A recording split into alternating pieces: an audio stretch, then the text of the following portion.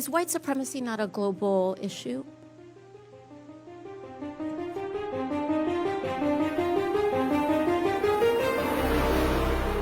We've seen white supremacist attacks that were clearly domestic terrorism. Experts, in fact, the acting AG, Jeff Sessions, even called some of these incidents domestic terrorism incidents. The Emmanuel AME Church shooting of Black Americans in Charleston and the Tree of Life synagogue shooting in Pittsburgh of Jewish people, those were only designated and charged as hate crimes, not domestic terrorist incidents. You're not going to find an actual charge of domestic terrorism out there. If you look at Title 18, right? If you're looking for... Well, it says here that, but at the San Bernardino shooting or the Orlando Pulse nightclub shooting, they were designated and charged as domestic terrorist incidents. They were charged, I'd have to go back and look, they were charged likely with, if there was a connection to a foreign terrorist organization, it would likely fall under 18 U.S.C. 23 A or B. So because the perpetrator was Muslim, doesn't it seem that because the perpetrator is Muslim, that's not correct. That has nothing that to do, the designation would say it's a foreign organization? That's not correct. That is not correct. Okay. Can you explain why? So, homegrown violent extremists, most of the people we arrest in the United States, homegrown violent extremists, self-radicalized, born in the U.S., doesn't matter what religion. But the Orlando Pulse Club shooter meets those qualifications, and you're implying... He was worked as an international terrorist because he was following under the definition... But he was homegrown and self-radicalized. Extremist cases, how we work homegrown violent extremist cases, under the global jihad, we worked under international terrorism. That is correct. Is white supremacy not a global issue? It is a global issue. So why are they not charged with foreign Because the United States Congress doesn't have a statute for us for domestic terrorism like we do on a foreign terrorist organization like ISIS, Al-Qaeda, Al-Shabaab. Could you see how this could create issues and discrepancies with how violent extremism by Muslim perpetrators could potentially, even if it's unintentional, but that there are holes and there are gaps here, not through your fault or any one specific person's fault. It could be our fault as Congress. But could you see how one could see how the way that we are pursuing and charging white supremacy, particularly if they tend to be charged with hate crimes and where that same type of violence committed by a Muslim extremist could be charged with domestic terrorism. Hate crimes and domestic terrorism are treated and charged, they're different crimes, and they could be pursued differently with different resource allocations. Can you see how people would say that these are being treated differently? So you won't take down lies, or you will take down lies? I think it's just a pretty simple yes or no. Congresswoman. You announced recently that the official policy of Facebook now allows politicians to pay to spread disinformation in 2020 elections and in the future. So I just want to know how far I can push this in the next year. Under your policy, using census data as well, could I pay to target predominantly Black zip codes and advertise them the incorrect election date?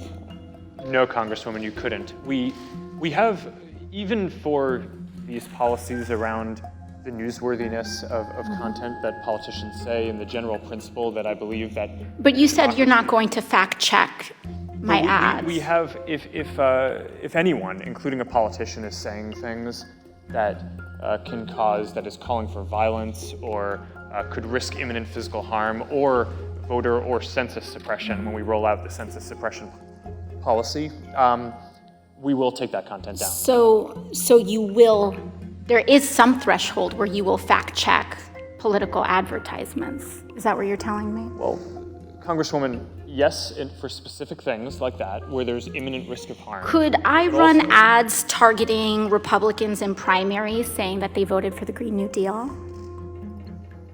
Sorry, can you repeat that? Would I be able to run advertisements on Facebook targeting Republicans in primaries saying that they voted for the Green New Deal? I mean, if you're not fact-checking political advertisements, I'm just trying to understand the bounds here. What's fair game? I don't know the answer to that off the top of my head. I think So you probably. don't know if I'll be able to do that. I think probably. Do you see a potential problem here with a complete lack of fact-checking on political advertisements? Well, Congresswoman, I think lying is bad, and I think if you were to run an ad that had a lie, that would be bad. That's different from it being, in our position, the right thing to do to prevent your constituents or people in an election from seeing that you had lied. So you won't take down lies, or you will take down lies? I think it's just a pretty simple yes or no. Congresswoman, I'm not talking about spin. I'm talking about actual yes, in most cases, disinformation. in a democracy, I believe that people should be able to see for themselves what politicians that they may or may not vote for So are you saying, won't take judge them their down. character for themselves. So you won't take, you may flag that it's wrong, but you won't take it down. Congresswoman, it depends on the context that it shows up. Organic post, ads, the treatment is a little bit different. One more question. In your ongoing dinner parties with far-right figures, some of who advanced the conspiracy theory that white supremacy is a hoax, did you discuss so-called social media bias against conservatives, and do you believe there is a bias? Congresswoman, so I don't remember everything that was in the question. That's all right. I'll move on. Can you explain why you've named the Daily Caller, a publication well-documented with ties to white supremacists, as an official fact-checker for Facebook? Congresswoman, sure. We actually don't appoint the independent fact-checkers. They go through an independent organization called the Independent Fact-Checking Network that has a rigorous standard for who they allow to serve as a fact-checker. So you would say that white supremacist-tied publications meet a rigorous standard for fact-checking? Thank you. Congresswoman, I would say that we're not the one assessing that standard. The International Fact-Checking Network is the one who is setting that standard. This is a pattern about some people being subject to the rule of law and others not.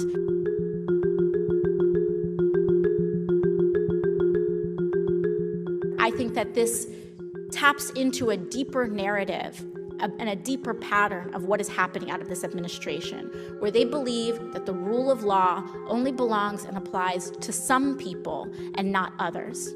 Right here and now, we're about 20 years away from the Central Park 5, where the president put out a full-page ad demanding the death penalty for 5 black and brown boys. They were not yet 18 years old, demanding the death penalty for something they were accused of and innocent of. And here we have just documented evidence of multiple times of violation of the same law, and he won't even issue a slap on the wrist.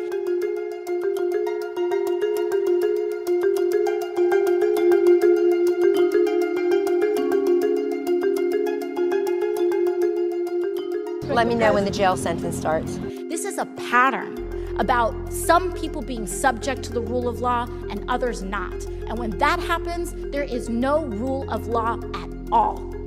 At all. And that's why it's important that we make sure that everyone is held accountable, because whether it's a billionaire, whether it's an administration official, or whether it's a postal worker or a kid on the street, we all must be held accountable to the same extent by the rule of law. Thank you very much.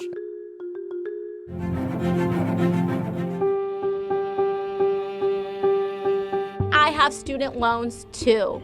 And I think it's so funny. A year ago, I was waiting tables in a restaurant, and it was literally easier for me to become the youngest woman in American history elected to Congress than it is to pay off my student loan debt.